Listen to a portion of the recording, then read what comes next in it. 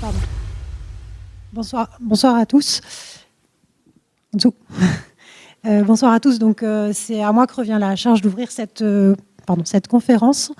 On va la débuter par un concept qui est malheureusement encore souvent réservé aux services RH et qui gagne à être connu. C'est le concept de marque employeur. C'est un concept en fait qu'aujourd'hui votre entreprise la travaille ou pas, la marque employeur elle existe. Et donc l'idée c'est de vous sensibiliser à ce qu'elle est et vous expliquer qu'aujourd'hui lorsqu'on est dans un process de recrutement très difficile, la marque employeur ça peut être un outil à utiliser pour valoriser son entreprise auprès de candidats et même auprès de ses salariés actuels. Pour me présenter en 2 mots, donc je m'appelle Gaëlle Baudrino, je suis depuis 4 ans et demi cofondatrice et responsable marketing du site emploi-maintenance-industrielle.com, qui est un site de diffusion d'offres d'emploi spécialisé dans la maintenance industrielle. Et on vient également de lancer tout récemment un 2e site qui s'appelle Maintenancia, qui est une plateforme communautaire des acteurs de la maintenance. Vous m'entendez bien ou pas? Oui, ça marche. Super. Donc, ça vaut peut-être le coup que tu me le... Ouais, je suis désolée, merci. Donc, les points que j'aborderai rapidement ce soir, donc le contexte actuel en termes de recrutement. Deuxièmement, quelle est la définition de la marque employeur? Troisièmement, comment on peut l'établir au sein de son entreprise? Et quatrièmement, si on a le temps, un exemple concret avec la marque Michel et Augustin. J'ai pris une marque de l'agroalimentaire, histoire d'illustrer un peu les concepts théoriques que j'évoquerai au préalable. Donc le contexte, le premier élément du contexte actuel, donc là je me place pas uniquement du point de vue maintenance, mais du point de vue recrutement général. On entend parler, non, t'es toujours au-dessus, on entend parler de la guerre des talents. C'est un terme qui est un petit peu fort, mais qui a le mérite d'illustrer qu'aujourd'hui il y a un équilibre des forces entre recruteurs et candidats qui s'est, on va dire, rééquilibré. Les 2 parties doivent se séduire. Il n'y a plus que le candidat qui doit faire bon profil, mais l'entreprise doit apprendre à faire bon profil dans le contexte actuel. Pourquoi aujourd'hui les choses ont changé? C'est la première chose, il y a un manque d'adéquation entre les formations, on l'entend sur tous les secteurs, moi je l'ai entendu en arrivant sur la maintenance, mais c'est vrai sur d'autres, entre les formations initiales, ce que les universités prodiguent, et ce qu'attend la réalité du marché professionnel. Et c'est-à-dire qu'aujourd'hui on a du mal à trouver des gens qui sont opérationnels directement et qui savent comment agir dans le monde de l'entreprise. Le deuxième élément à tenir en compte, c'est l'importance de continuer à former les employés déjà en poste. Alors, plus âgés, ça va être les quarantenaires. Ce sont des gens qui ont été formés il y a quelque temps. Il faut les maintenir en compétences. Il faut les former à l'environnement qui est toujours de plus en plus rapide, à l'évolution des technologies. Donc voilà. Non, on est toujours sur le premier point, pardon. Pas de souci. Donc voilà, on est obligé de tenir ces 2 choses en compte et c'est ça qui fait qu'aujourd'hui c'est difficile de trouver des gens rapidement opérationnels. Donc le deuxième point, je m'intéresse maintenant au marché de la maintenance industrielle. On est sur des métiers dits en tension, vous le savez tous au quotidien, probablement mieux que moi. On va le voir de façon factuelle, c'est une réalité chiffrée. Si on peut passer à la suivante, merci. Voilà, donc le premier diagramme, ce sont des informations sorties de Pôle emploi et de l'INSEE qui vont appuyer ce qu'on entend dire sur les métiers de la maintenance de façon chiffrée. C'est-à-dire qu'en fait, aujourd'hui, la courbe en verte indique en fait le rapport entre le nombre d'offres d'emploi et le nombre de demandeurs d'emploi enregistrés par Pôle emploi. Donc vous voyez que lorsqu'on est à 1, sur cette ligne-là, on va être à l'équilibre. Il va y avoir autant d'offres que de demandes, que de demandeurs. Donc effectivement, on a été en surtension, on va dire, entre 2006 et 2009. On déplace la courbe D1. Donc pendant cette période-là, il y a carrément eu plus d'offres que de demandeurs. Par contre, ce qu'on constate, pour être assez synthétique, c'est qu'on reste toujours très proche de la ligne D1. Donc effectivement, ça, c'est ce qui signale de façon factuelle que c'est un marché en tension. Par opposition, on va dire la ligne en pointillé, je ne sais pas si vous la voyez bien, indique en fait le reste de tout le marché du travail, donc tout métier confondu, tout secteur confondu. Mais donc les autres sont aux alentours de 0,40 sur ce rapport-là, quand là maintenant c'est quasiment à 1. Donc c'est vraiment une réalité factuelle et chiffrée que le marché est très tendu et c'est difficile ça explique la difficulté à trouver des techniciens. On peut passer à la deuxième. Attends, normalement il y avait... Voilà. Le deuxième chiffre que je communique, en fait, c'est un turnover de 15%. Donc ce soir, on parle du turnover en maintenance industrielle. Ça, c'est également une donnée INSEE Pôle emploi. Toujours en vert, vous avez en fait le turnover en maintenance. On constate qu'il est toujours aux alentours de 15%. Alors c'est bas. Alors je ne peux pas dire que c'est un turnover bas, mais je dis que En pointillé, on a le turnover de toutes les activités, donc y compris les activités de service, comme des métiers de serveur, etc. Donc voilà, la moyenne nationale est à 60% de turnover. La moyenne sur les métiers de technicien et agent de maintenance est à 15%. Ça veut dire que lorsque vous avez 100 salariés dans une entreprise pendant une année, il y a 15 salariés sur les 100 qui vont changer de poste, c'est-à-dire qu'ils vont rompre leur contrat et partir ailleurs. Donc ça reste, c'est bas en comparaison du total métier, mais qui n'a pas de sens en soi. Mais du coup, voilà, donc par rapport à vos entreprises, ça vous permet de voir est-ce que vous avez un turnover supérieur à 15%.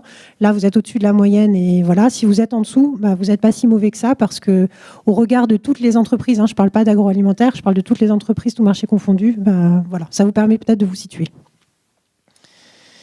Et le dernier diagramme, ce sera les derniers chiffres, ça présente l'ancienneté dans l'entreprise des techniciens et agents de maîtrise. Et en fait, là, on constate que près de la moitié des salariés travaillent dans la même entreprise depuis au moins 10 ans. C'est le chiffre de 48 que vous avez sur la droite. Donc, il y a effectivement un turnover, on vient de le voir ici. Maintenant, quand on prend une vue, quand on sort de son contexte à soi et qu'on prend une vue globale, il y a quand même beaucoup de... J'ai discuté tout à l'heure avec quelqu'un qui me disait que chez lui, ça ne bougeait pas beaucoup. Il y a un certain nombre d'entreprises où les gens sont là depuis assez longtemps. Voilà pour les infos marché. Donc, le troisième élément du contexte, c'est l'impact du digital dans les processus de recrutement. Donc, aujourd'hui, avec l'explosion de tout ce qui est plateforme, job board, réseaux sociaux, etc., les offres sont plus visibles qu'avant. Les candidats ont plus le choix. Donc, ça, c'est le premier élément. Et le deuxième élément...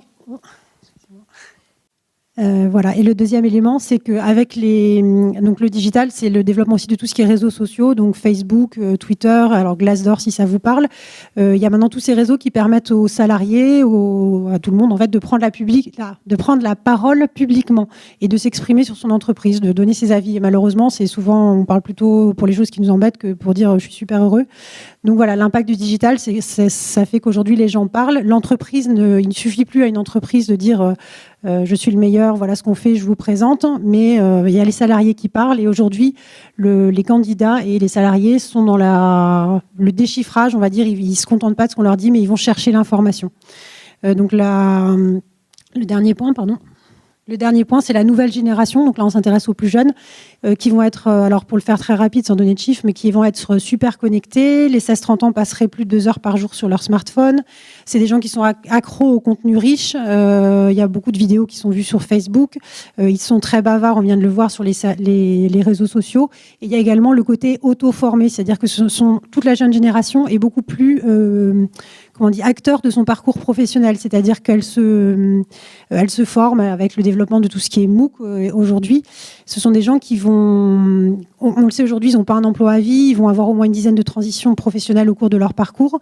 Donc ce sont des gens qui cherchent lorsqu'ils prennent un emploi, en fait, ils veulent y trouver quelque chose à apprendre sans cesse, en fait. Donc c'est le terme de ce qu'on appelle l'employabilité, c'est-à-dire que au sein de leur parcours professionnel, ils voient la vie comme plusieurs expériences qui doivent les monter en compétences. Voilà. Donc c'est les 4 caractéristiques de la nouvelle génération, on va dire. Et du coup, dans ce contexte-là, les candidats agissent de plus en plus aujourd'hui comme des consommateurs. Lorsqu'ils se retrouvent face à un processus de recrutement, ils sont de plus en plus comme un consommateur qui a le choix, qui va prendre le temps d'étudier, de regarder, de voir ce qui se dit. Voilà. Ils organisent leurs recherches. Et par rapport à ça, du coup, la marque employeur, c'est en fait ce qui se passe sur la marque consommateur aujourd'hui. On lui attribue des valeurs. De la même façon, la marque employeur, pardon. On peut venir du coup à la suite. Ça, je le dis. Voilà. La marque employeur, en fait, c'est un terme qui existe depuis les années 90, mais qui a vraiment pris son envol, je dirais, avec les réseaux sociaux dans les années 2014. En fait, c'est appliquer des techniques du management de marque, le marketing, à la gestion des ressources humaines. Techniquement, ça veut dire l'entreprise aujourd'hui, elle a des valeurs, elle va avoir des avantages fonctionnels, donc ça peut être le salaire, ça peut être les horaires de travail, mais également des avantages émotionnels. Ça veut dire quelle est la qualité de vie au travail, l'ambiance de travail, les locaux, est-ce que l'entreprise est innovante, est-ce qu'on lui met à disposition des outils toujours innovants pour se tenir à la pointe. Voilà, et donc pour rejoindre ce que je disais juste en entrée de jeu, c'est ça. Je veux dire, aujourd'hui, les réseaux, tout le monde parle sur les réseaux sociaux. Votre entreprise, vous tapez son nom, il y a des choses qui sortent sur Facebook, il y a des choses qui sortent sur le web. Donc c'est ça, en fait. La marque employeur, elle existe. Que vous le vouliez ou pas, elle existe. Le tout, c'est de dire, est-ce que vous souhaitez, enfin vous et votre direction, investir sur la marque employeur et trouver quoi lui faire dire ou pas. Donc pourquoi la travailler? Ça recoupe tout ce que je vous ai présenté dans le contexte, mais pour attirer des nouveaux talents dans un climat de concurrence exacerbée, pour également exister vis-à-vis de ses concurrents, parce qu'on peut être une petite PME et avoir une marque employeur forte et du coup attirer, même si ses budgets ne sont pas énormes, et également pour fidéliser les compétences en interne en rendant les collaborateurs satisfaits de leur situation professionnelle. Pourquoi faire ça? C'est la suivante. Pourquoi chercher à les fidéliser? Alors parce que d'abord, ça a un coût de recruter. On est toujours mieux avec un collaborateur qu'on connaît, voilà, qui fonctionne bien. Prendre un nouveau collaborateur, c'est un risque et c'est de l'argent. Et la deuxième chose, c'est qu'aujourd'hui, de plus en plus, on parle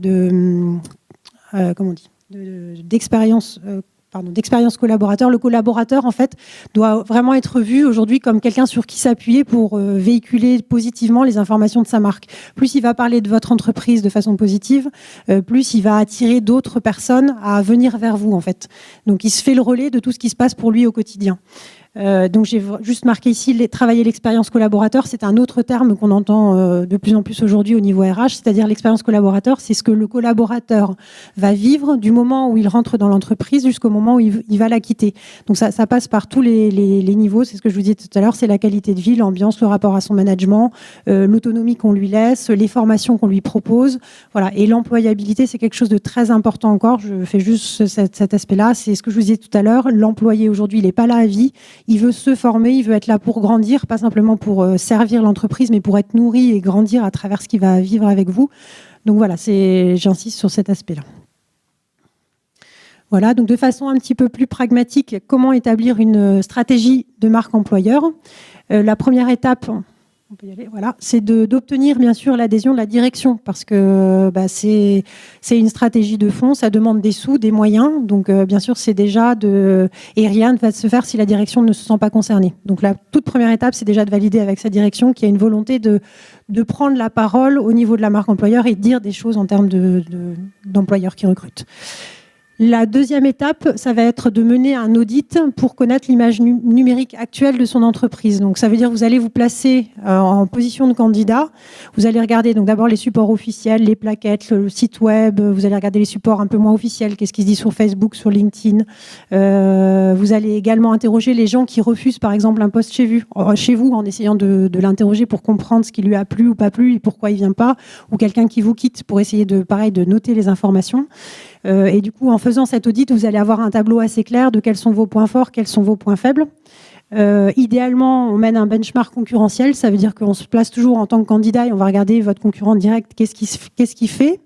Et du coup, l'idée, c'est d'arriver à voir qu'est-ce qui va séduire un candidat plutôt chez vous ou plutôt chez le concurrent. Donc, il faut vraiment se placer en tant que candidat et d'essayer de comprendre que l'entreprise propose des valeurs et pourquoi on adhérerait plutôt chez l'un que chez l'autre. Voilà, donc à partir du moment où on a établi cet audit, on connaît ses points forts, ses points faibles, on peut passer à ce qui s'appelle le plan d'action stratégique. Donc là, on va établir quelles sont les cibles. Donc par exemple, la problématique qui nous occupe ce soir, ce sera vraiment les techniciens de maintenance. Et du coup, quel est mon positionnement? Donc qu'est-ce que je leur promets? Donc ça ne veut pas forcément dire je suis l'entreprise qui donne le plus gros salaire. Il n'y a pas que ça, on le verra certainement avec Yvan tout à l'heure, mais il n'y a pas que le salaire. Le salaire, c'est un des éléments de satisfaction, c'est clair, mais il y a énormément d'autres choses, le bien-être, l'état d'esprit, l'équilibre vie professionnelle, vie privée, le sens aussi, le fait d'être une entreprise qui a du sens, qui fait quelque chose de façon éthique, ça c'est quelque chose qui revient beaucoup sur les jeunes générations. Voilà. Donc une fois qu'on a établi ses cibles et son positionnement, on a du coup un message qui est clair. Et à partir de là, en fait, seulement, on se met à promouvoir sa marque employeur, c'est-à-dire à en parler et en faire la communication. Donc, comme tout message, plus les canaux et les réseaux sur lesquels on communique sont ciblés, plus le message sera entendu et pertinent. Par exemple, Facebook, c'est un réseau assez généraliste. Après, si vous voulez déjà communiquer en vue de trouver des candidats, on a les LinkedIn, les Viadeo, les job boards, qui sont des créneaux déjà plus ciblés pour communiquer. Pour communiquer sur sa marque employeur. Nous, d'expérience, par exemple, sur le site, sur le job board d'emploi maintenance industrielle, on a des gens qui viennent chez nous pour diffuser une offre en espérant recruter à court terme, mais qui diffusent également en vue d'améliorer leur marque employeur. C'est-à-dire on a par exemple des gens qui sont plutôt dans un univers de services, qui ne sont pas vus par, entre guillemets, le grand public, et y compris les techniciens, comme des industriels, alors qu'ils ont une dizaine au moins de sites de production. Donc voilà, donc c'est un moyen, entre guillemets, de passer un message face à un public ciblé. 2 minutes. Alors juste, tout ça c'est assez théorique ce que je vous ai expliqué, donc j'ai pris juste, alors ça n'engage que moi, hein, les 2 diapos qui suivent, j'ai pris Michel et Augustin, je me suis placée du point de vue candidat et j'ai essayé de comprendre ou de voir qu'est-ce qu'ils essayaient de véhiculer, parce que c'est une marque entre guillemets dite forte, c'est-à-dire qu'en fait ils annoncent avoir plus de 3000 CV en candidature spontanée par an, donc c'est ce qu'on appelle une marque employeur forte. Voilà. Par contre, alors du coup, là où ça ne recoupe pas la donnée ce soir, c'est qu'ils recherchaient essentiellement des commerciaux et des marketeurs sur les offres que j'ai pu voir en ligne, mais c'est pas grave. L'exercice est le même parce que de toute façon, la culture, elle est quand même globale. Le positionnement, alors c'est pareil, moi qui l'ai fait, je dirais que Michel et Augustin est l'employeur de l'agroalimentaire le plus accessible, qui propose à ses collaborateurs une expérience de travail au sein d'une communauté de la bonne humeur et de l'enthousiaste en grande autonomie. Donc, pour m'expliquer, partout à travers leur communication, en fait, la communauté, c'est vraiment l'idée forte qui ressort, une communauté de joie, de spontanéité, etc. Donc, ils s'appellent les trublions du goût. Donc, ça, c'est vraiment un parti pris de com, en fait, de décider de communiquer là-dessus. L'enthousiasme, là, on voit l'enthousiasme, là, on voit le sourire. Enfin, c'est des mots qui reviennent sans cesse. Et si on regarde la diapo suivante pour faire vite, voilà, ils communiquent tout le temps sur leur tribu. Cette photo, vous la voyez quasiment dès qu'il y a des articles, des choses, elle ressort. Donc, ça, c'est tous les membres de c'est tous les salariés en fait de l'entreprise. Ils les appellent la tribu, ils les appellent les trublions. Il y a le côté très très accessible qui est aussi un point assez notable, je pense, de leur communication. C'est-à-dire que vous pouvez, en tant que candidat, vous pouvez les retrouver tous les lundis soirs, je crois, sur un chat en ligne. Voilà, donc ça c'est pour vraiment parler recrutement. Après, tous les premiers jeudis du mois, ils ont des portes ouvertes à ce qu'ils appellent la bananerie, qui n'est rien d'autre que leur siège. Mais ils ont des portes ouvertes autour de conférences, soit de grands chefs de l'agroalimentaire, soit de personnages des nouvelles technologies, etc. Donc ils n'ont rien à voir avec l'emploi, mais par ces conférences régulières, en fait, ils attirent tout un public qu'ils ont sous la main pour échanger, pour discuter, pour repérer des talents et pour continuer à recruter. Donc ça, c'est le côté très accessible. Une vidéo que vous avez peut-être vue, pareil, qui fait très accessible, ça c'est la DRH de Michel et Augustin qui se promène dans le métro, qui se fait filmer en vidéo et qui dit bonjour tout le monde, je suis dans la rame de métro, est-ce que quelqu'un connaît quelqu'un qui cherche un job? Voilà. Et ça a fait le tour de tous les réseaux. Ils ont eu plus de 1000 CV en une semaine. Et là, si vous allez sur leur site, ils disent si ça concerne la vidéo virale, merci, mais aujourd'hui on est plein, donc merci de plus nous écrire. Donc voilà, un truc très simple, mais qui était cohérent avec le reste et qui a fonctionné.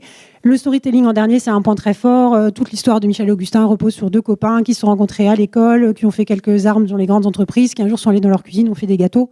Voilà, tout le monde connaît ça. Et voilà, donc ça participe à la légende et à l'histoire de la marque employeur. Donc en synthèse, parce que je vais tenir le timing... En synthèse, je dirais que la marque employeur, c'est vraiment aujourd'hui un outil stratégique qui a vraiment besoin de l'engagement de sa direction, qui passe par l'engagement des collaborateurs actuels. Donc, il y a les candidats, ceux qu'on veut recruter, mais il y a surtout, gardons ceux qu'on a là et faisons-en des super ambassadeurs, parce que plus ils seront heureux, plus ils seront formés, plus ils auront des choses positives à dire, plus les gens voudront vous rejoindre. Donc, tant pour les fidéliser que pour en faire des ambassadeurs, en vue, bien sûr, d'attirer plus de candidats. Voilà. Merci à vous.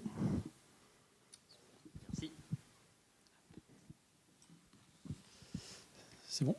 Donc, merci Gaël. Je vais passer la parole à Alexis.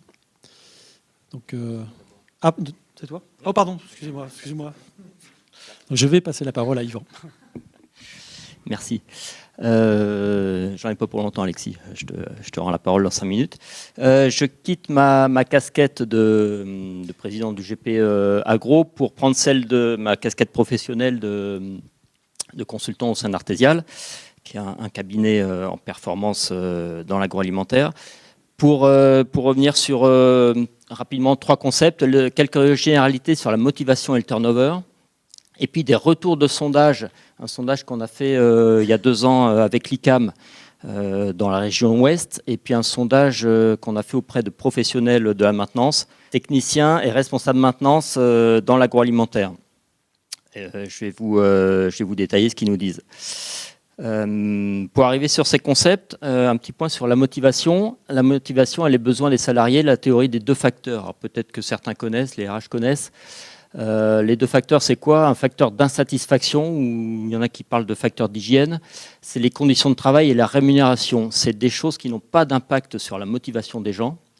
C'est considéré comme des prérequis. Par contre, ça peut être des facteurs qui créent de l'insatisfaction. Ça, c'est le premier facteur. Et le deuxième, c'est les facteurs de motivation. C'est la nature du travail, des choses dont a parlé Gaël, l'autonomie, les responsabilités, l'ambiance de l'équipe, le management, comment me manage mon chef et quel est mon ressenti. Ça a un fort impact sur l'implication des salariés. Donc voilà, c'est résumé comme ça. Il faut travailler sur l'amélioration de la motivation avec les facteurs de motivation. Et puis, il faut essayer de combattre tout ce qui est facteur d'insatisfaction. Mais c'est pas parce qu'on a... Je bouge. Voilà, dans les facteurs d'insatisfaction, s'ils sont présents... Donc, si on a une bonne rémunération, etc., on n'est pas insatisfait. Si on n'en a pas, on est insatisfait. Mais ce n'est pas parce qu'on a une bonne rémunération, par exemple, qu'on sera motivé au travail. Et selon une étude Gallup, 65% des collaborateurs qui quittent une société quittent en fait leur manager. Donc on voit l'importance de la motivation. Et entre parenthèses, le coût d'un départ représente 1,5 fois le salaire de celui qui part. On pourra en parler au cocktail éventuellement. Alors les retours sur les 2 sondages. Le sondage ICAM donc, qui a été fait auprès d'étudiants BTS technique, donc qui avaient vocation à rentrer dans la maintenance. Qu'est-ce qu'ils nous disent? Pensez-vous que commencer sa carrière dans la maintenance peut constituer un tremplin pour sa carrière? Vous voyez, c'est quasiment moitié-moitié. Donc, il y a la moitié de ceux qui étudient pour aller en maintenance qui se disent est-ce que c'est vraiment une bonne filière ou pas? Que pensez-vous de la maintenance? Il y a du pour et il y a du contre. Il y en a une bonne partie qui dit ouais, ça donne une bonne vision globale de l'entreprise, mais c'est un service isolé, donc je risque d'être un petit peu confiné dans mon petit coin. C'est synonyme de manque de reconnaissance, donc ça c'est pas terrible. Il y a de la polyvalence et on met en œuvre beaucoup de connaissances techniques variées, donc ça c'est plutôt un bon point. C'est stressant. Et il y a de la promotion interne possible, il n'y a même pas 4% qui disent ça. Donc vous voyez l'image qu'ils ont de la maintenance. Et maintenant, si on leur demande pour quelles raisons ils iraient dans l'agroalimentaire ou est-ce qu'ils voudraient aller dans l'agroalimentaire, et ben, ils disent non, très mauvaise rémunération, donc facteur d'insatisfaction, ils ne veulent pas y aller pour ça. L'agroalimentaire, c'est la malbouffe et il y a beaucoup de contraintes, de normes. Travail au froid, travail au bruit. Autrement dit, ce que disent les étudiants, c'est qu'il faut les convaincre, même s'ils sont en cursus technique, pour faire une carrière en maintenance dans l'agroalimentaire. Il faut améliorer l'image de l'agroalimentaire. Donc ça, on travaille, et c'est toute la notion de marque employeur dont parlait Gaël. Alors c'est un chantier qu'on a démarré à notre petite échelle, notamment auprès de l'ANIA. J'encourage tous ceux qui veulent à aller voir le site Alimétier. Il y a beaucoup de choses sur ce site-là. Il n'est pas très connu. Donc voilà, il y a l'ANIA, notamment, a pris conscience de ce manque d'appétence pour l'agroalimentaire et essaie de combattre ce déficit d'image. Et puis, il faut travailler sur les organisations et la GPEC pour pouvoir proposer à ceux qui rentrent dans les métiers de la maintenance et dans l'agroalimentaire des évolutions de carrière. Donc ça, c'est des choses sur lesquelles nous, on travaille, tout ce qui est organisation au sein des entreprises pour pouvoir intéresser notamment les jeunes. Maintenant, le deuxième sondage auprès des techniciens et des responsables de maintenance dans l'agroalimentaire. Quand on leur demande si la mission et les objectifs de leur société leur donnent le sentiment que leur travail est important, bon, globalement, ils disent oui. Donc ça, c'est plutôt un bon point. Est-ce qu'il y a quelqu'un qui se préoccupe de votre évolution? Là, majoritairement, c'est non. Et qu'est-ce qui vous ferait rester dans le secteur de l'agroalimentaire? Vous voyez, j'ai remis la petite flèche verte de la motivation. Ils nous disent, moi, ce qui m'intéresse, c'est de temps en temps sortir des 5-8, sortir du froid, sortir de de mon job quotidien, là je parle pour les techniciens postés, et participer à des projets d'investissement de temps en temps, comme remettre 1 semaine, 2 semaines, 3 semaines à la journée pour faire autre chose, et des choses qui vont donner un petit peu de sens à ce que je fais ou qui vont me faire d'autres choses. Et puis, le facteur d'insatisfaction qui revient de manière assez prononcée, une meilleure rémunération. Voilà. Donc, ce que je disais tout à l'heure, il faut à la fois travailler sur les petites flèches vertes, leur donner plus de sens au boulot, plus de motivation, et effectivement traiter les facteurs d'insatisfaction. Donc, sur la motivation, on retrouve monter en compétence des managers, mieux se préoccuper des techniciens et des responsables maintenance. C'est des choses sur lesquelles vous allez revenir. Travailler sur les organisations et la GPEC, Alexis va en parler. À notre niveau, chez Artesial, on a initié depuis 2 ans dans l'Ouest un cercle maintenance où on teste des nouvelles organisations pour essayer d'avoir des retours d'expérience de techniciens et de responsables maintenance sur quelles sont les meilleures organisations, les organisations postées, pas postées, projets, pas projets, qui permettent de donner plus de motivation aux techniciens et aux responsables. Oups, pardon. Et puis réduire les facteurs d'insatisfaction, donc optimiser la politique de rémunération, c'est facile à dire, mais ça c'est plutôt des problématiques RH, et quoique. Et puis traiter tout ce qui est irritant et qui peut dégrader les conditions de travail. Voilà pour ma part. Je passe la parole à Alexis. Non, ça va aller, merci. Bonsoir, Alexis Coiser. Je vais juste mettre le timing. Voilà. Alexis Coiser, je suis DRH chez Ferrero. Ferrero, tout le monde connaît, Nutella, Kinder Bueno, etc. Ferrero en France, c'est 1/3 de la production mondiale de Nutella et c'est environ 20% de la production mondiale de Kinder Bueno. On est perdu au fin fond de la Normandie, pas très loin de Rouen, plutôt vers l'ouest sur la route d'Yvetot. Et Ferrero en France, c'est 2000 à 2500 salariés. Ce qui est intéressant et une des raisons pour lesquelles j'ai répondu ce soir, c'est que c'est relativement rare qu'on se pose ce genre de questions et je pense que dans l'adjonction des 2 termes, c'est-à-dire l'évolution d'une fonction dans l'industrie et la façon dont les mutations peuvent impacter cette fonction-là, c'est intéressant aussi de se la poser sur le plan arrêt métier. Juste pour me présenter en 2 mots, je suis issu des arrêts métiers de Lille, de la promo Lille 201, après un cursus qui m'a directement emmené dans la fonction RH puisque j'ai fait des études dans la partie psychologie du travail et droit du travail. J'ai commencé dans l'automobile, puis dans les matériaux de construction, pour finir dans l'agroalimentaire. Enfin, quand je dis finir, c'est aujourd'hui. Je ne pense pas avoir terminé pour l'instant. Plusieurs petits éléments et en termes de points d'introduction, un point qui m'a interpellé tout à l'heure parce que je pense que ça résume assez bien ce que j'ai envie de vous dire ce soir, c'est il faut mettre de l'humain dans la maintenance. Ça a été dit en introduction tout à l'heure, c'est-à-dire que on n'aura pas de robot pour mettre des boulons ou des vis comme c'était très bien dit tout à l'heure. Ça, j'y crois. Et c'est entre autres le positionnement que je retiens depuis à peu près 15 ans dans la fonction RH. J'ai envie d'y mettre le capital humain au cœur du système parce que c'est la réponse qu'on peut y apporter et c'est surtout de libérer les énergies qu'on a dans nos équipes et dans nos entreprises. Et au regard de ce qui a été dit jusqu'à présent, le rôle du manager et en particulier du manager dans la fonction maintenant, c'est capital puisque vous allez voir, et c'est un peu le sens de ce que je développe là, on assiste à un vrai changement de génération qu'il est important d'appréhender bien en amont et qui participe aux antagonismes qu'on connaît aujourd'hui sur le plan managérial. Alors, 2-3 éléments de contexte. Je ne vais pas m'appesantir là-dessus parce qu'il y a beaucoup de choses qui ont déjà été dites.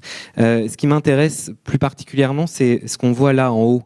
Ça, c'est la pyramide des âges pour les métiers confondus en maintenance industrielle, depuis un certain nombre d'années maintenant, mais photo faite à aujourd'hui. Qu'est-ce qu'on voit ? On voit une pyramide des âges en diabolo. Et en règle générale, quand on assiste ou quand on observe ce genre de pyramide des âges, on a 2 vrais sujets qui sont 2 sujets classiques de conflit de génération. Deuxième point intéressant, c'est le diagramme qui est en bas, qui reprend grosso modo les diplômes qui aujourd'hui font la fonction maintenance en France. Et vous voyez que 43%, c'est des bac plus 2, bac plus 3, et 30%, c'est des CAP, BEP. Et là aussi, on est sur un grand écart de formation. Et alors, ce qui est intéressant aussi, c'est si on va... alors, je ne vous l'avais pas remis du coup, c'est pas grave. Si on va se promener sur la façon dont les fonctions maintenance évoluent et se projettent dans les 10-15 prochaines années, on observerait que toutes les fonctions d'ouvriers qualifiés en maintenance qui ont fait nos entreprises jusqu'à présent vont peu à peu s'éteindre pour laisser place à des fonctions d'expertise, de techniciens de maintenance et qui participent à ce qu'on disait tout à l'heure, c'est-à-dire cette espèce d'écart qu'on a sur la formation initiale rapportée aux besoins réels de nos entreprises. Alors qu'est-ce qu'on voit sur l'agroalimentaire ? Sur l'agroalimentaire, premièrement, on a une vraie logique d'expertise qui se développe, beaucoup de normes, on l'a dit tout à l'heure, beaucoup d'attentes en matière de produits, et on a des lignes de production qui s'automatisent de plus en plus. Et en face de ça, on a du personnel dans les équipes de maintenance qui, lui, n'évolue pas aussi vite que ces machines-là et qui ne voit pas aussi rapidement le changement.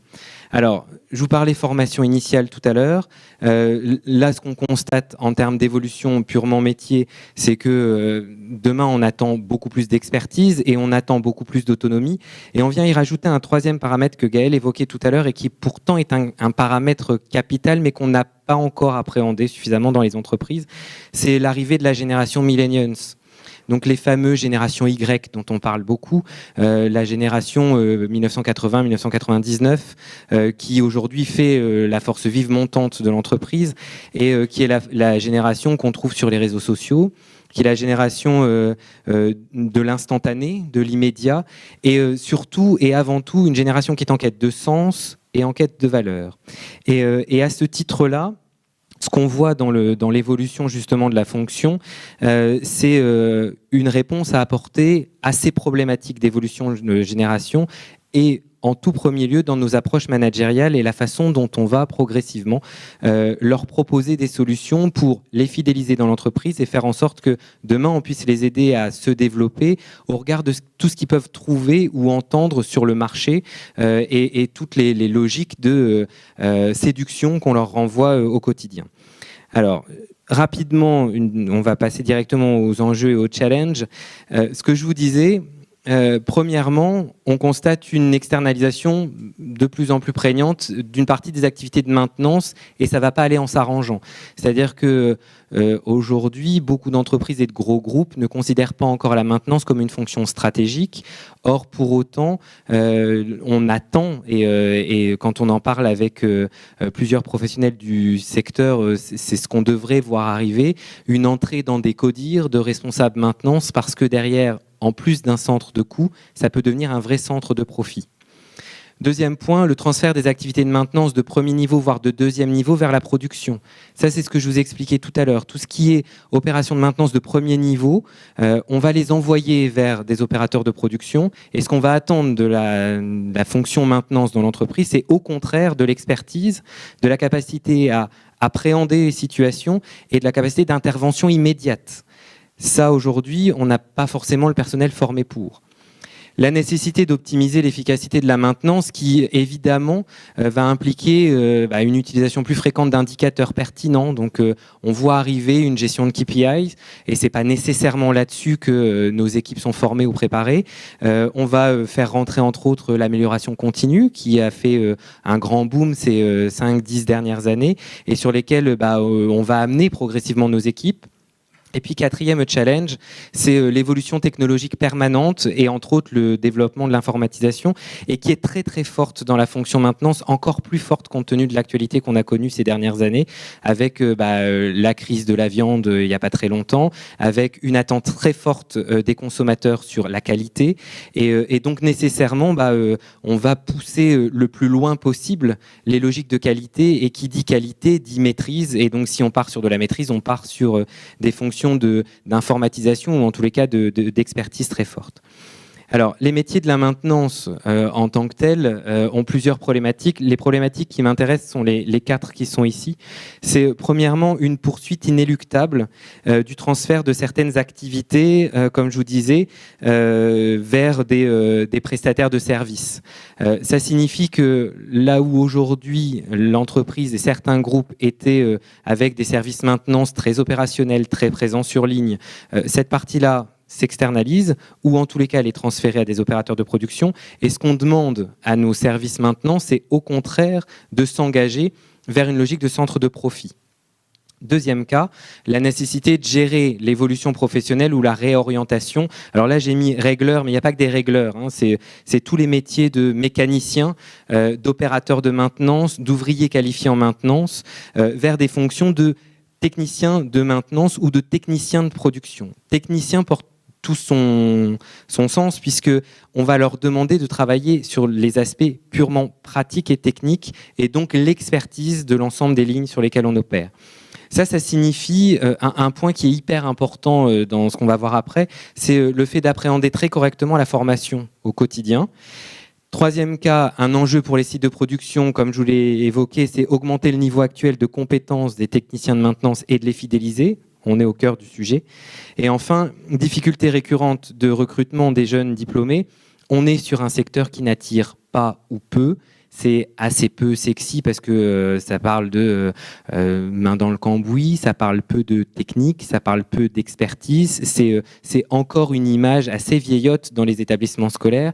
Et en plus, dans l'approche, quand on en parle avec des enseignants, et on en parlera tout à l'heure, il y a des formations qui existent, mais qui ne sont pas nécessairement toujours en lien avec les vrais besoins de l'entreprise. Et c'est pour ça, entre autres, dans les idées que je développe après, je parle de licence professionnelle et de ce qu'on peut créer dans le lien entre l'école, au sens large, au sens républicain du terme, et l'entreprise, pour faire en sorte que demain, on apporte de vraies réponses à ces problématiques. Alors, quelques pistes de solutions parmi celles qu'on a mis en œuvre au sein de Ferrero il y a maintenant un peu plus de 2 ans. Premièrement, on s'est engagé, et avant de vous présenter ce slide-là, je vais vous en présenter un autre. Voilà, celui-là. On s'est engagé dans une logique de GPEC. Alors GPEC pour gestion prévisionnelle des emplois et des compétences. De quoi on parle? Alors ça, c'est un grand sujet en RH dont on adore parler. En règle générale, derrière ce mot fourre-tout, on y met exactement tout et n'importe quoi. Le challenge et l'enjeu des entreprises, en particulier des DRH ces dernières années, ça a été de structurer la logique de GPEC au regard de l'arsenal de droit du travail et d'en faire une vraie dynamique d'évolution de nos effectifs. Alors dedans, on va y retrouver, dans l'accord qu'on a mis en place, des points sur l'évolution des profils, parcours d'accueil d'intégration, des académies de formation, du coaching, des passerelles métiers, des systèmes d'évaluation de la performance, le tutorat et le mentoring, qu'on ne connaît pas encore suffisamment, mais aussi le transfert des savoirs et de l'expérience, qui peut être un vrai facteur de motivation demain. Le recrutement, les CQP, les licences pro dont je vous parlais à l'instant, les relations écoles, travail avec les GRETA, les groupements d'établissements. Juste pour information, tous citoyens que nous sommes et contribuables que nous sommes aussi, on contribue au développement des GRETA. Les GRETA, c'est les lycées qu'on a partout en France et qui font de la formation d'adultes et qui peuvent nous accompagner dans nos problématiques au quotidien. Adaptation du plan de formation, juste un petit focus classique. La fonction RH dans l'industrie a plutôt tendance à envoyer les fonctions de maintenance dans des formations réglementaires. J'entends CACES, habilitation électrique, les grands classiques.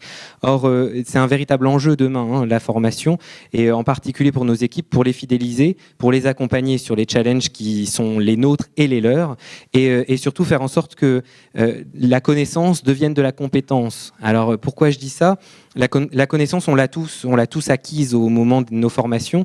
Elle devient compétence quand elle devient dynamique. Et aujourd'hui, ce qu'on constate, et c'est ce qui nous est retourné par les populations de maintenance, c'est que leur connaissance, elle est restée connaissance. Il y a assez peu de dynamique parce qu'on ne leur permet pas de mettre en pratique, ou quand ils veulent mettre en pratique, ils n'ont pas la formation qu'il faut pour. Donc là, il y a un vrai challenge, un véritable enjeu. Les job postings, ça je vais revenir après, les logiques de testing, de recrutement, et entre autres, ça répond à un des credos dont je vous parlais tout à l'heure, qui est mettre la bonne personne à la bonne place. Et donc, ça m'amène à revenir sur le tout premier slide que je voulais vous présenter, qui s'appelle un des projets qu'on a mis en place, le projet compétences clés. ça a été dans l'idée de fabriquer une bibliothèque de 53 compétences, qui sont des compétences qui, assemblées entre elles, forment un poste donné. Un exemple, si je suis technicien de maintenance, de quelles compétences je vais avoir besoin à l'intérieur de ces 53 ? Innovation, créativité, point important, mais c'est aussi recherche d'informations, une approche systémique, c'est un travail en équipe, si je travaille sur le relationnel, mais c'est aussi du management d'équipe, de la gestion de conflits, ça peut arriver, etc. À chaque fois, vous allez donc, à chaque poste de l'entreprise, associer un nombre de compétences clés, qui, une fois posées sur le papier, peuvent fabriquer une espèce de carte à trous. Et cette carte à trous, si on la place en face d'autres cartes qui forment d'autres métiers, on voit se dessiner potentiellement des cursus d'évolution ou en tous les cas des possibilités de passerelle. Alors, un exemple tout bête, c'est aussi comme ça qu'on fait évoluer des techniciens de maintenance vers des postes en production, mais aussi vers des postes en achat, aux achats, ou vers des postes à la communication. C'est du vécu aussi, ça. Et c'est ce que j'évoquais tout à l'heure en introduction quand je disais il faut qu'on apprenne dans nos pratiques managériales à libérer l'énergie. On a aujourd'hui dans nos entreprises des salariés qui ont un nombre de connaissances et de compétences qui sont identifiées dans ces bibliothèques-là, qu'on n'exploite pas et qui pour autant demain peuvent participer au développement même de l'entreprise. Alors, si on regarde ensuite ce que ça peut donner, vous vous retrouvez avec, alors évidemment, la construction de la fiche de poste dont je vous parlais, qui sert ensuite à recruter et donc à dynamiser le recrutement, puisque à partir du moment où vous fabriquez un job posting sous cette forme-là et que vous affichez les compétences et non plus les connaissances attendues, vous avez des passerelles qui se forment en termes de communication dans l'entreprise en interne. Et ça vous permet de travailler à l'ensemble des sujets qui sont ici, management de premier niveau, management intermédiaire, direction, puisqu'à chaque fois, les éléments viennent imbriquer les précédents. Et donc, si je travaille sur les logiques que j'évoquais tout à l'heure de technicien de maintenance, sur des managements de premier niveau, on va les retrouver en premier lieu. On note les compétences attendues. Ces compétences participent au management intermédiaire qu'il faudra venir compléter de ces éléments-là qu'on peut apporter en formation. Et donc, automatiquement, dans ces logiques-là, on apporte de la dynamique et de la vision. Ça, c'est l'accord qu'on a signé. Je ne vais pas m'appesantir là-dessus. Autre exemple intéressant, l'exemple des académies qu'on a créées. On s'est dit, à l'intérieur de l'entreprise, on a beaucoup de choses. On a des référentiels, on a des connaissances, on a des compétences, mais on a surtout et avant tout des salariés. Et ceux qui font la richesse de l'entreprise, c'est eux. C'est pas l'entreprise. Ceux qui transforment de la valeur, c'est eux. Et l'ensemble de ces salariés supportent un certain nombre de savoirs, de savoir-faire et de savoir-être. On a capitalisé tout ça dans ce qu'on appelle des TSE, transfert des savoirs et de l'expérience, et des méthodologies de knowledge management. Et on en a fabriqué des supports de formation. Et à chaque support de formation, on s'est posé la question à quoi ça peut servir, À quoi ça peut servir ? Alors concrètement, ça peut servir des fois pour l'industriel, ça peut servir pour le packaging, ça peut servir pour la technologie, les achats, etc. Et l'ensemble de ces supports-là, capitalisés, peuvent se transférer d'un métier à l'autre, peuvent apparaître dans l'ensemble des métiers ou dans certains en particulier. Mais c'est aussi une façon de mettre en avant nos salariés. Les mettre en avant, c'est de leur dire qu'on a confiance en eux. Les mettre en avant, c'est de leur dire qu'ils ont une capacité d'évolution et donc de participation au quotidien. Et donc, automatiquement, c'est une véritable émulation managériale parce que derrière ça, c'est des formateurs internes, c'est du savoir qui reste dans l'entreprise, c'est du savoir qui vit parce que les best practices et les retours d'expérience viennent nourrir ces formations-là. Et ça permet surtout à chacun de retrouver sa place et de pouvoir se projeter aussi dans d'autres métiers qui ne sont pas nécessairement connus et de voir que ces passerelles-là sont possibles. Voilà un petit exemple pour illustrer ce que je vous disais. Vous voyez ici des métiers, donc l'acheteur, l'analyste, qu'est-ce qu'on a encore d'intéressant, le country media manager, et vous avez ici la liste des formations qui sont dispensées dans le cadre de ces académies, formations que vous pouvez trouver communes à plusieurs postes. Nous affichons ça de façon récurrente, quotidienne. chacun s'inscrit un peu dans la dynamique que citait Gaël tout à l'heure, c'est-à-dire de façon individuelle, en disant moi ça m'intéresse, je fais tel cours, ça me permet de m'auto-former. En parallèle de ça, je me construis une communauté, je participe à des formations avec d'autres collègues sur d'autres services, je vois autre chose, et donc automatiquement, ça me permet de renforcer ma confiance en moi à l'intérieur de l'entreprise, de trouver des possibilités d'évolution et donc de répondre aux challenges qu'on citait tout à l'heure sur la fidélisation, de rester à la fois dans le service maintenance tout en étant sûr que j'ai une possibilité de développer mon expertise, ou alors d'apparaître comme étant à moyen terme un manager et donc de développer les deux dimensions des possibilités d'évolution horizontale et verticale suivant les cas. Autre exemple que je voulais développer avec vous aussi, c'est professionnaliser le recrutement. Tout à l'heure, j'évoquais la bonne personne à la bonne place. Deux exemples ici. Il s'agit de constituer une équipe, un binôme. On est dans nos équipes sur le plan managérial. Parmi les outils qui existent, ça c'est un outil qui s'appelle Insights, qui au bout de 25 questions vous permet de cartographier vos comportements suivant telle et telle situation, et ça vous permet de constituer des binômes complémentaires. Ça aussi, c'est une manière de, mettre la bonne personne à la bonne place et de s'assurer que la personne recrutée est la bonne et qu'elle répondra aux enjeux attendus. Et deux, c'est aussi une possibilité de faire en sorte que chaque collaborateur soit complémentaire l'un de l'autre. Un dernier point pour terminer dans le timing, c'est le projet qu'on a développé. Alors ça, c'est un projet qui a à peu près 2 ans, qui s'appelle You.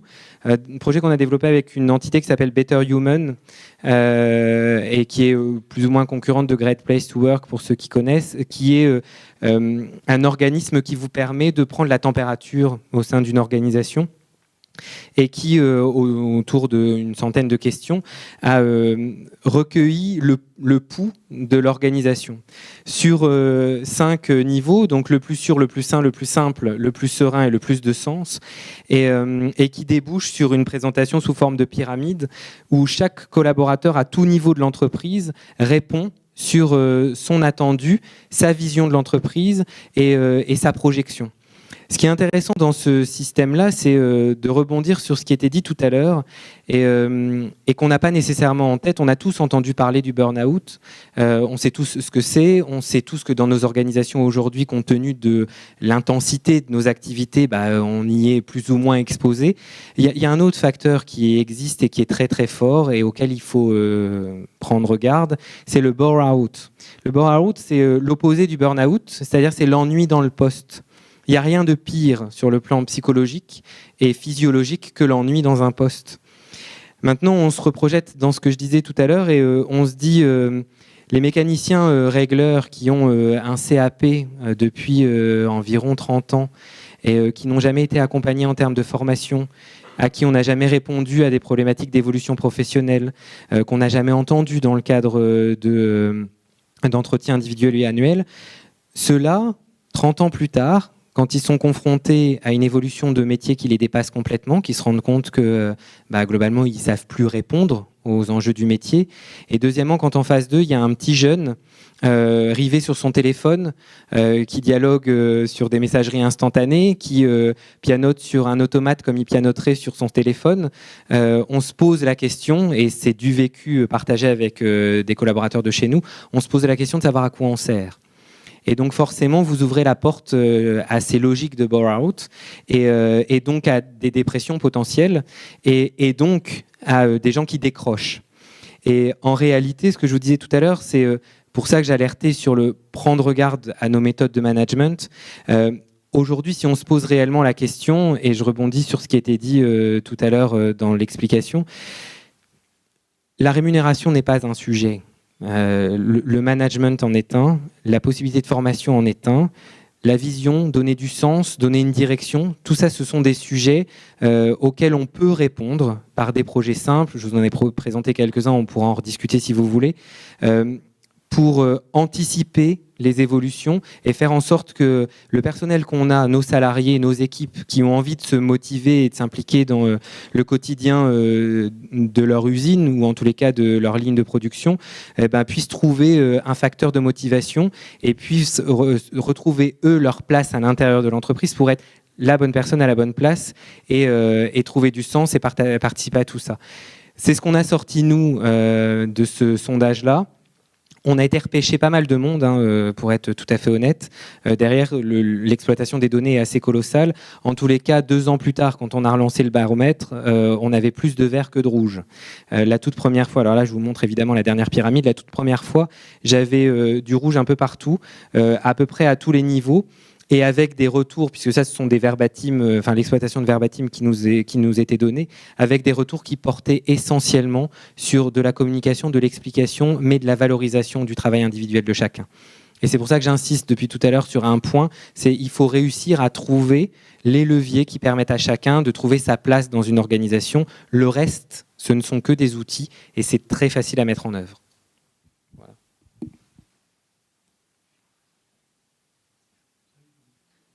Merci. Merci Alexis. On va rester dans l'agroalimentaire, on va rester dans le sucré. Je passe la parole à Cristal Union. C'est pas Pascal Hamon comme c'est Jean-Marc Gris. Je vais te présenter. Bonjour. Donc Jean-Marc Gris, je suis responsable maintenance du groupe Cristal Union.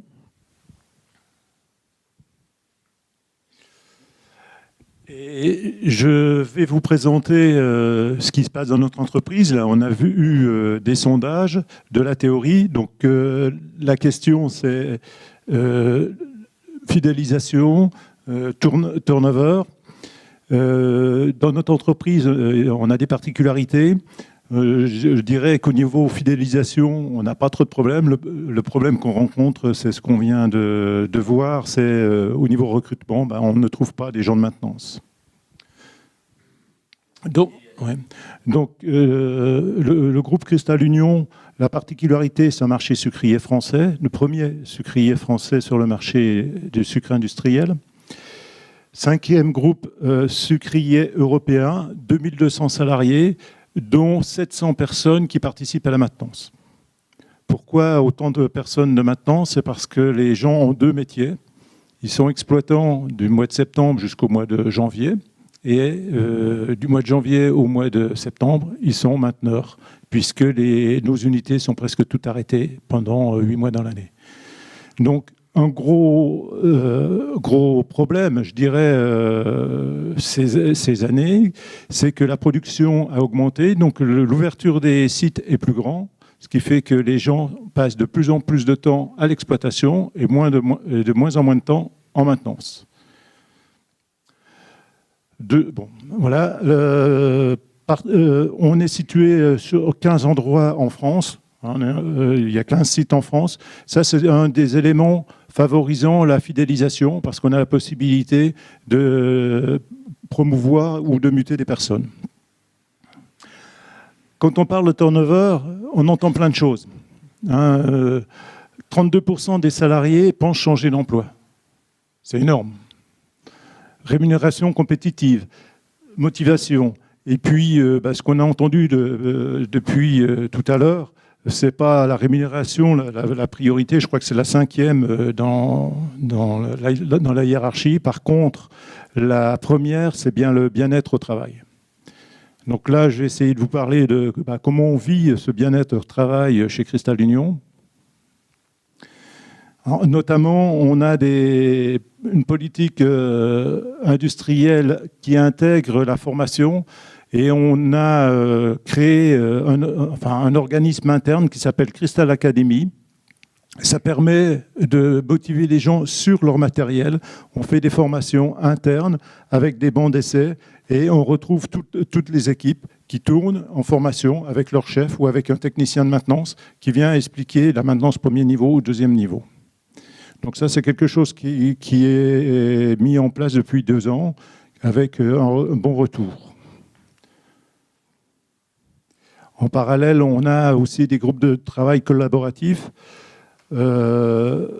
Donc les thèmes qu'on déploie chez Cristal Union, c'est la maîtrise, la responsabilité, la compétitivité, mais ici c'est la culture collaborative. Et donc on fait beaucoup de groupes de travail qu'on a appelés EVE, ensemble vers l'excellence. Donc il y a un pilote, il y a un parrain, et puis il y a 7 ou 8 salariés qui travaillent sur des thèmes bien précis, simples, mais qui apportent des résultats. Au niveau de la maintenance, comment on est structuré? Donc on a les directeurs de site qui ont des remontées d'informations par le COPIL Maintenance. Le COPIL Maintenance, c'est une entité qui décide du travail fait par des groupes de travail. Donc dans un groupe de travail, il y a une dizaine de personnes qui représentent chaque usine, et il y a une dizaine de groupes de travail structurels. Donc il y a 100 à 120 personnes qui sont concernées par ces groupes de travail au niveau de la maintenance. Ils travaillent sur des standards, sur des modes opératoires qui sont validés en copie de maintenance. Donc on retrouve encore une dizaine de personnes. Et tout ce travail est expliqué dans les réunions responsables maintenance, donc 3 fois par an. Réunion responsable maintenance ou responsable d'exploitation. Et donc, en centrale, notre rôle, c'est de coordonner tout ça et d'aller sur les sites pour voir l'application et tirer la quintessence de ce travail. Là, une particularité aussi du groupe qui contribue à la fidélisation, c'est l'image de marque. C'est l'image. Un groupe agroalimentaire qu'on retrouve dans le linéaire, d'une couleur assez visible. Le personnel aime s'y reconnaître. Et quand on a ce qu'on appelle les filières d'excellence sur Reims, où on est mélangé avec le Crédit Agricole ou Tétinger, c'est quelques lettres de noblesse. Qu'est-ce qu'on fait aussi chez Cristal Union? On a beaucoup de manifestations, par exemple la coupe de foot de Cristal Union. Toutes les usines sont représentées. Il y a 2 équipes par usine, une équipe première et une équipe mixte. Et une fois par an, on fait un tournoi à Reims. On se retrouve à 200, 250 pour faire un tournoi de foot. On a aussi les trophées sécurité une fois par an où on regroupe toutes les usines avec quelques personnes de façon à octroyer un trophée sécurité. La possibilité d'évolution au sein du site, comme on a entendu beaucoup parler, c'est la motivation. Donc on a une GPEC qui est organisée, une démarche de poste cible à 5 ans. Toutes les usines ont leur cible à 5 ans et les postes occupés par les personnes avec l'âge. Donc on a une vision à moyen terme des besoins qu'on va avoir. Et avec la volonté de faire évoluer les gens en interne. Sur la diapo d'avant, il y avait un point quand même que je veux souligner, c'est le catalogue formation Cristal Union, puisqu'on en a parlé, ça vient compléter. On a mis en place un catalogue formation, donc tous les formateurs qui viennent faire une formation chez Cristal Union sont vus par le responsable maintenance si ça concerne la maintenance, mais tous les sujets ont été validés par les gens internes. Et donc, ils ont la possibilité de faire passer les messages qu'on leur demande. Donc là, la richesse de notre métier aussi, hein, c'est une industrie lourde, mais qui va de la grosse mécanique à la micromécanique. On part de la matière première, donc les betteraves, on parle de sacs, on parle de transport maritime, on parle de transport camion. On a toute une palette de métiers à l'intérieur de nos entités, avec des sites industriels dans lesquels on a investi récemment. Là, vous avez un site industriel dans lequel on a une sucrerie, un conditionnement, une distillerie, À côté, on a un atelier tout récent qui vient de démarrer il y a une quinzaine de jours. Donc on a quand même des investissements. On essaye de les valoriser au niveau de notre personnel. Là, c'est les projets structurants. L'année prochaine, on doit démarrer 2 chaudières de 90 bars et un turbo-alternateur de 16 MW sur un site. Donc, on en fait un petit peu, on en parle souvent dans toutes nos manifestations. Et puis, on parle au niveau électricité, par exemple, je vous ai parlé de la mécanique, mais au niveau électricité, c'est pareil. On a des postes 63 000 volts, on a des schémas de distribution qui sont assez compliqués dans nos usines, mais on arrive après à des postes de pilotage, à de l'automatisme, et on va de la haute tension à la microtension. Des métiers valorisants par rapport, pour compléter ce qui a été dit, un mécanicien peut évoluer dans les contrôles non destructifs. On utilise beaucoup les contrôles vibratoires. On est une des techniques, je dirais, c'est une des techniques très employées chez nous, et très, très développée. Même les fournisseurs reconnaissent que notre métier fait qu'on est obligé de passer par une connaissance approfondie, parce qu'au mois de janvier, quand on arrête les usines, il faut savoir dans quel état elles sont. Sur un process continu, un contrôle vibratoire, la courbe, tant que c'est une ligne droite, on ne se pose pas de questions. Une fois qu'on voit quelque chose bouger, on se dit, est-ce qu'il faut intervenir dans une semaine ou dans un mois? Nous, on n'a pas cette possibilité-là.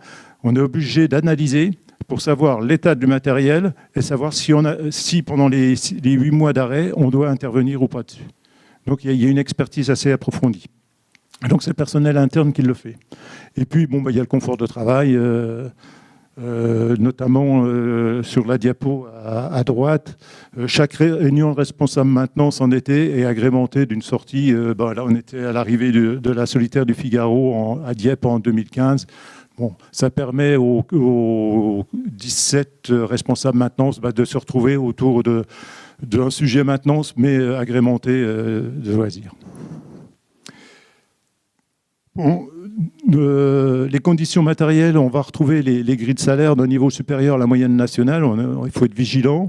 C'est sûr que ce n'est pas prépondérant, mais il faut être au moins aussi bien que nos concurrents.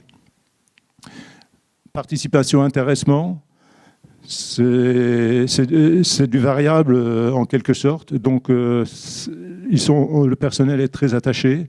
La formation, comme on a vu, des formations internes où on mélange les gens des différentes usines, comme ça ils s'auto-forment. L'accompagnement, on ne prend pas d'organismes extérieurs qui viennent faire de la formation, on ne les envoie pas dans un organisme extérieur. On participe pratiquement toutes les formations de maintenance. Moi ou un de mes collaborateurs participe. On passe au moins une demi-heure en début ou en fin d'une séance de formation.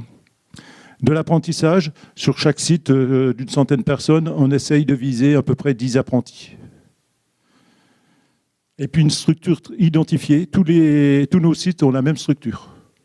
Au niveau terminologie, au niveau organisation.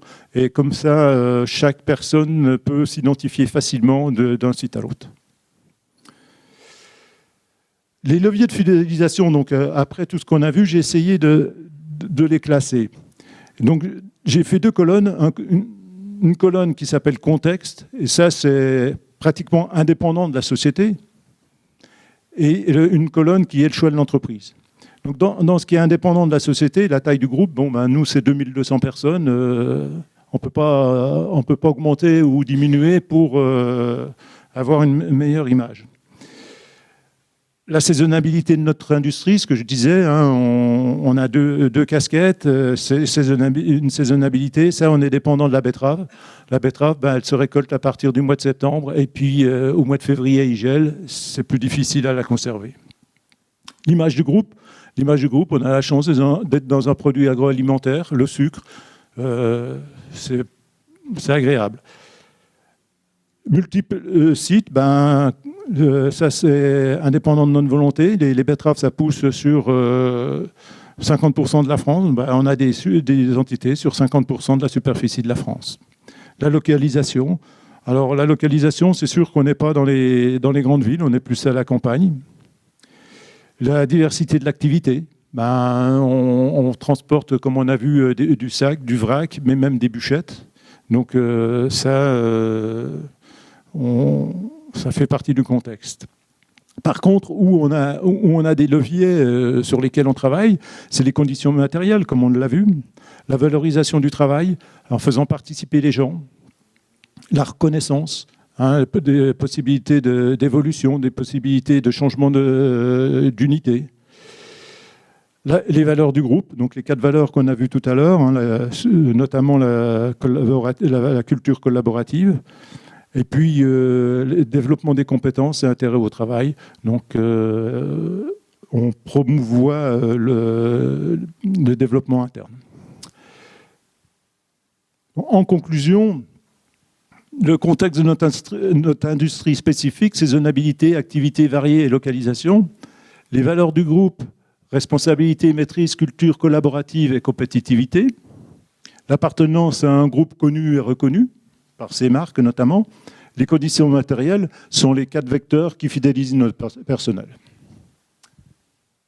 Voilà. Merci.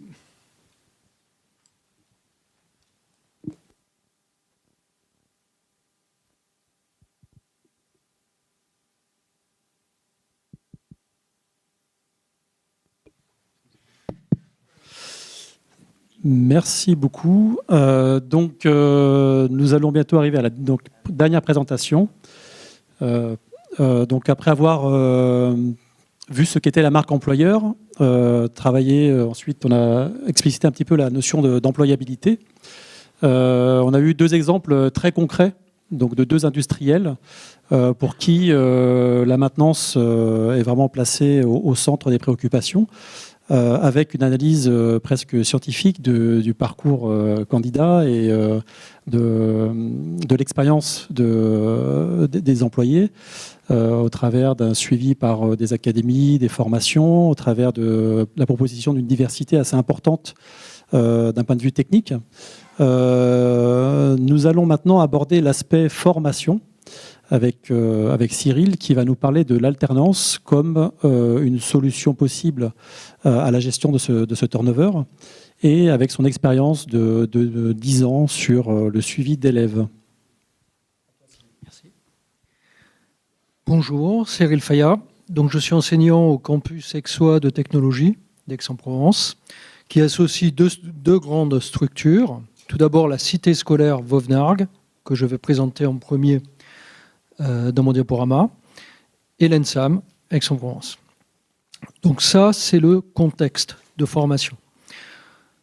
Dans la deuxième partie de ma présentation, je vais m'appuyer sur 2 travaux de stagiaires de Greta en BTS, maintenance des systèmes, un travail de première année et un travail de deuxième année dans l'agroalimentaire. Je vais essayer de m'appuyer sur ces travaux pour démontrer que leur travail, outre bien sûr l'aspect essentiel qui reste la formation, permet aussi d'apporter au service maintenance et je pense aussi de participer à la gestion du turnover. Pour cela, ça donnera ma 3e partie où en fait je vais faire un zoom sur la société dans laquelle le 2e travail a été fait et où je pense que le dossier alternant, et vous allez le voir par vous-même, est très important. Alors, le campus Aixois de technologie est constitué tout d'abord de la cité scolaire Vauvenargues, où il y a un lycée général et technologique, un lycée professionnel, le Greta Provence-Arbois, et un UFA, c'est-à-dire unité de formation par apprentissage. La 2e structure, c'est l'ENSAM, le campus d'Aix-en-Provence. Ceci dans l'Académie d'Aix-Marseille. Alors, en termes d'acteurs, tout d'abord, je vais parler de 2 jeunes stagiaires qui sont en section de techniciens supérieurs pour préparer leur BTS. Ils sont en 3 jours, 2 jours, ce qui signifie 3 jours en entreprise, 2 jours au lycée, au Greta, pour formation théorique. Il y aura Anthony, qui est à ABC Industries, c'est une grande charcuterie industrielle, et Lucas à Le Sieur. Ça, c'est pas la peine de présenter. Alors, ce qui est assez intéressant dans leur dossier, dans leur suivi, je dirais, c'est qu'ils sont tous les deux issus du lycée professionnel de la cité scolaire. Donc, le premier a fait un CAP Pro-Élec, donc de l'électrotechnique. Le second, un bac pro maintenance des équipements industriels. Et le premier, après son CAP, a repris un bac pro aussi. Finalement, les deux se retrouvent en BTS maintenance des systèmes en alternance. Et la poursuite d'études prévue pour l'un d'eux, c'est l'IT2I, donc devenir ingénieur par apprentissage aux arts et métiers. Donc on voit une certaine logique que j'ai essayé de retranscrire par un synoptique, ici, qui montre ce qu'est cette structure, le campus Aixois de technologie. Donc finalement, en s'appuyant sur la cité scolaire Vauvenargues et sur l'ENSAM, on est capable de passer en revue les diplômes du CAP jusqu'au doctorat. On n'est pas obligé de tous les faire, mais c'est possible. Alors, tout d'abord, pour ma première présentation, donc le Sieur, ça sera un travail de première année. Alors, petite explication déjà. En première année, le but de ce travail, ça s'appelle en fait le rapport et l'oral de rapport. Ça doit traiter de maintenance préventive. La seconde année, ça sera de la maintenance améliorative. Alors, le Sieur, bon, je le présente malgré tout. Le site concerné, dans le cas présent, c'est Vitrolles, ici. C'est là que le jeune travaille. Ça, c'est la structure du service maintenance dans lequel il évolue. Les horaires ne sont pas forcément faciles. Le rôle de chacun, bien sûr, est très clair. Et le jeune en question, qui est donc en première année, il est technicien, donc il intervient sur les lignes, et magasinier. Donc son travail, ah oui, j'allais oublier, la TPM, donc Total Productive Maintenance est mise en place dans cette société, c'est-à-dire qu'il y a un créneau horaire hebdomadaire qui est dédié pour cela. Donc les opérateurs font la maintenance de premier niveau sur leur machine. Donc le service maintenance s'affranchit du premier niveau pour faire à partir du deuxième niveau. Alors, il s'est intéressé à une machine qui est une étiqueteuse. Bon, par habitude, on sait que c'est toujours des machines où il y a pas mal de problèmes. Donc c'est assez complexe. Et cette machine, en plus, agit sur des bouteilles qui n'ont pas toutes la même forme, ce qui est souvent le cas d'une étiqueteuse. Alors le problème auquel ils étaient confrontés, donc il y a un rouleau en colleur sur lequel donc il y a la colle qui doit avoir une épaisseur donnée, bien sûr. Pourquoi ? Pour qu'il y ait la même quantité de colle sous l'étiquette, partout bien entendu, pour pas qu'elle bouge, pour pas qu'elle soit abîmée. Et ils sont confrontés à un problème, c'est que quelquefois, cette épaisseur varie. C'est le petit détail bleu qu'on voit ici. Donc pour cela, il a étudié la pièce, il a recherché la pièce qui sert à régler cette épaisseur, donc à permettre cette épaisseur, c'est un couteau. Et en consultant les couteaux, bien sûr, il a remarqué qu'il y avait des couteaux ébréchés. Donc à partir de là, il a décidé de mettre en place, avec son tuteur bien sûr, de mettre en place des procédures de maintenance préventive de premier et deuxième niveau sur ces couteaux, en écrivant les procédures et en mettant en place les fiches d'organisation de la maintenance. Donc ça a été son projet. Donc voilà, ça c'est un exemple de fiche de maintenance de deuxième niveau. On voit que chaque ligne est constituée d'un mode opératoire et ces modes opératoires ont été écrits par le jeune avec son tuteur. Donc il a mis en place la douzaine de modes opératoires correspondantes. Et à partir de là, dès qu'un technicien se voit attribuer un ordre de travail de maintenance préventive sur cette machine, parce que là il n'y a pas que le rouleau en colleur, il prend la fiche et les modes opératoires correspondants. Donc voilà un exemple de premier travail. Maintenant, deuxième travail de seconde année, donc à ABC Industries, charcuterie industrielle, du groupe Lost, donc le jambon, connu pour ça, le jambon traiteur par exemple. Alors, dans ce cas-là, le service maintenant, je vais m'y pencher un peu plus, parce que c'est l'exemple bien sûr que je vais reprendre après par la suite dans mon Zoom, parce que je constate, première des choses, que sur 9 agents de maintenance, il y a 4 alternants, c'est-à-dire 2 anciens qui étaient alternants, qui ne le sont plus, aujourd'hui ils sont embauchés, et 2 qui sont actuellement alternants. Un qui est en première année de BTS, un en deuxième. 4 sur 9. Par la suite, je me suis aperçu que le chef, l'agent de maîtrise, était un ancien alternant de 2003 aussi. Donc je ne l'avais pas prévu dans un premier temps, je m'en suis aperçu après. Alors, le travail en question, bon là c'est de la maintenance améliorative. Donc en fait le jeune s'est intéressé dans son service à connaître les 6 sources d'indisponibilité de l'ensemble du service. 6 sont ressortis comme prépondérants. Pour les 6, il a recherché le nombre de pannes, donc N, c'est-à-dire ça retrace la fiabilité. Après T, ce qu'on appelle T-bar, donc le temps moyen de réparation pour chacune de ces pannes. Et enfin, et donc là ça retrace bien sûr la maintenabilité. Et après NT-bar, c'est-à-dire l'indisponibilité. Donc ça déjà, il a fallu qu'il recherche toutes ces valeurs dans la GMAO. À partir de là, il a tracé les 3 graphes. D'abord d'indisponibilité, ça fait ressortir le tapis d'amener. Donc déjà, et très largement. Donc il sait qu'il va falloir s'y intéresser. Alors, il a regardé la fiabilité. Là, par contre, il est 4e. Ce n'est pas un problème de fiabilité. Par contre, en termes de maintenabilité, il est de nouveau bon premier. Conclusion, il en déduit que pour améliorer l'indisponibilité de ce tapis, il va falloir réfléchir à sa maintenabilité et savoir pourquoi. Il y a tant de perte de temps. Alors, finalement, il s'avère que c'est un rouleau qui est entraîné par un motoréducteur, avec une chaîne de distribution, une chaîne à engrenage et chaîne relativement difficile d'accès.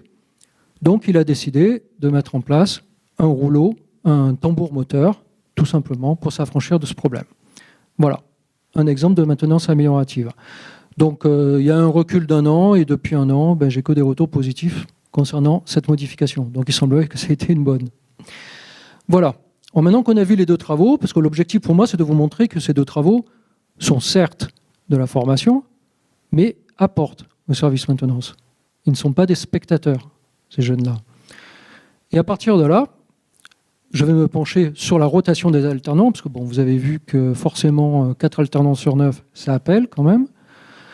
Et donc j'ai retracé l'historique, et je me suis aperçu qu'en 2010, il y a un alternant qui est rentré, il y est toujours. Il fait partie des fameux 2. Après, ça a beaucoup bougé. Un deuxième qui est arrivé en 2015 et qui est resté. Les 2 derniers, je ne les compte pas, parce que ce sont des alternants qui sont actuellement en formation. Un qui est en première année, un qui est en 2e. Conclusion, quand je fais le calcul, je vois que sur 6 entrants, il y en a 2 qui sont restés. Donc ça m'a quand même interpellé. 33%, c'est pas mal. Donc en termes, on va dire un peu de conclusion sur tout ça, j'ai essayé de réfléchir un peu sur ce que l'alternance, parce qu'il est quand même assez flagrant que cette entreprise, malgré tout, compte sur l'alternance pour le fonctionnement de son service, ça semble clair.